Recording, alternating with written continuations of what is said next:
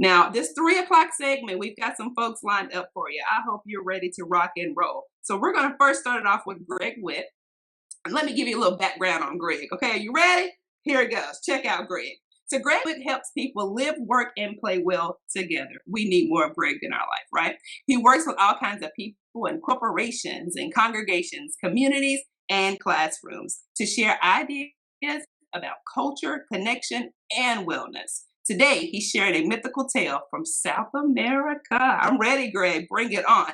That talks about persevering despite adversity, about finding joy in the chaos of what life throws at you, and about rebuilding a world where we want to live in. It's old and new all at the same time. Let us welcome Greg. Hey everyone, it's Greg coming to you live from my backyard studio, where I want to share with you today a tale from all around the world, because military families are scattered all over the world, and I think it's important that we take notice of all the things around us. So this tale comes from the Amazon, from a little tribe right along the Amazon River, and since I was in the Air Force all those years ago, I thought it should be a tale that features flying. So if you're ready, here's a tale of Icanchu's drum.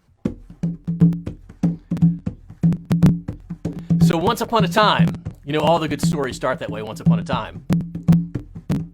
Yeah, once upon a time, the world was getting hot. Things were heating up. Fiery, even. It's a time that doesn't look too terribly different from this time, you know. And in that time, that things got so hot that the world started to burn. Yeah, in fact, everything caught on fire. The trees and the grasses and the houses and the air even burned all up, and there was nothing left at all. Well, it just so happened that these two best friends, and you know how best friends have a tendency to wander off and find a little trouble every now and again. Well, these two best friends, they had wandered off to the other world, to the spirit world, and they missed the whole thing. So, when they came back from that journey, they came back to this world, and everything had been burned to a cinder. There was nothing left but a sea of ash, and they were sad because they didn't know where home was, and I'm sure some of you can relate to that too. So they started looking around, trying to find something familiar, and oddly enough, what they found was a trickster, because all those old world stories have tricksters in them. But this trickster, he was going to be helpful. And he told them how to find home. He said, if you just fly around and point your fingers out, then when your finger starts to shake and point to the ground, that will be the place that you once knew as home. Well, I don't personally know how someone has wings to fly and fingers at the same time, but apparently it's true in these old stories. And I don't know how you could fly all day long without getting trembly and shaky, but those two fellows did it. Icanchu and Tuna, the bird beings, flying all around this world, this crispy world, this world of ashes, until their fingers started to tremble and point toward the ground. And so they flew down. And well, they're a lot like me. After all that hard work, they got a little hungry. And they started looking for something to eat.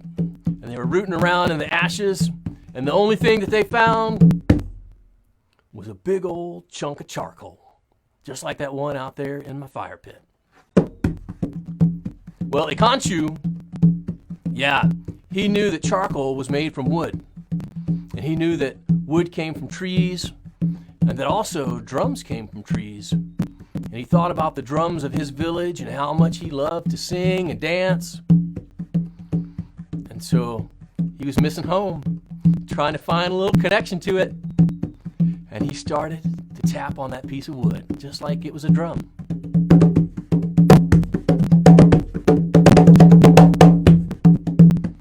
Yeah, and he drummed, and he sang, and he danced all around in those ashes. And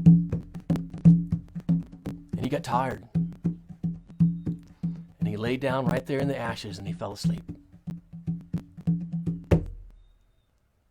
But then, he woke up in the morning, and guess what he discovered? Well, he remembered how much fun he'd had playing with his lump of charcoal drum, and he rooted around those ashes and he found it again. But lo and behold, growing up out of that chunk of charcoal was a fresh, tender green shoot. And it was growing, and it was beautiful, and it was the first sign of life that they had seen here other than each other. And well, that was something to celebrate. So they started to drum and sing and dance around. And that little green shoot started to grow. And it grew and it grew and it grew, and before you know it, it had become a great big tree. Yeah. And so they started dancing and drumming and singing all around that tree. Well, just like me, before you know it, Icanchu stumped his toe. Yeah. And so he reached down into those ashes and he found the rock that he had stubbed his toe upon. And just like me, and maybe just like you, when he hurts himself, he gets a little mad. And he threw that rock, and he threw it right at that tree. And he hit it. And he hit it so hard that he knocked one of the limbs right off of that tree. And you might think that that was something to be sad about, but no, because that limb fell, and it hit the ground, and the next thing you know, it started to grow too. And it turned into a tree itself. And so Icanchu thought that was great, and he started dancing around and drumming and singing more, and every time he'd stub his toe on a rock down there in the ashes, he'd throw that rock at the tree. Man, that guy, he pitched a no-hitter that day. Every time he threw a rock, he hit a limb. And every time he hit a limb, it fell off. And every time it fell off, a new limb grew back. And that old limb, it grew into a tree. And before you know it, the forest had come back. And you know what comes with the forest? Well, along came the clouds. And then along came the rain. And then along came the waters. Before you know it, the birds showed up, and the bugs, and the furry four-legged things, and the fishes. And before too long, the people showed up too. And well, things largely got back to normal. Yeah. Life began again. And Icanchu and his buddy Tuna just kept on drumming. Kept on singing, and kept on dancing.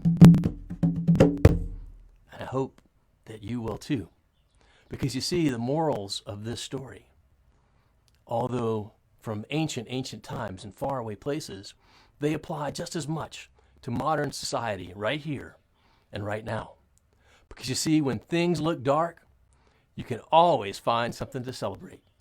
You can always stumble upon a memory that reminds you of the good times, and you can find a way to make that fun and useful. Yeah, out of the chaos and out of the darkness, there comes creativity. And there can find in those things a little bit of joy. And I say that a little bit of joy, a little bit of song, and a little bit of music makes the whole world better for you and everyone around you. That's the story of Icanchu's drum. And it's all about having the courage to find the good stuff in the hard times. And I know that military families know all about that. Hey, I'm Greg at Drum for Change, coming to you live from Raleigh, and I'm super excited to share the story with you.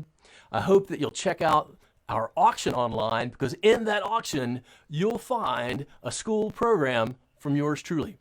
And if you win that bid, your school gets access to that program for a whole week.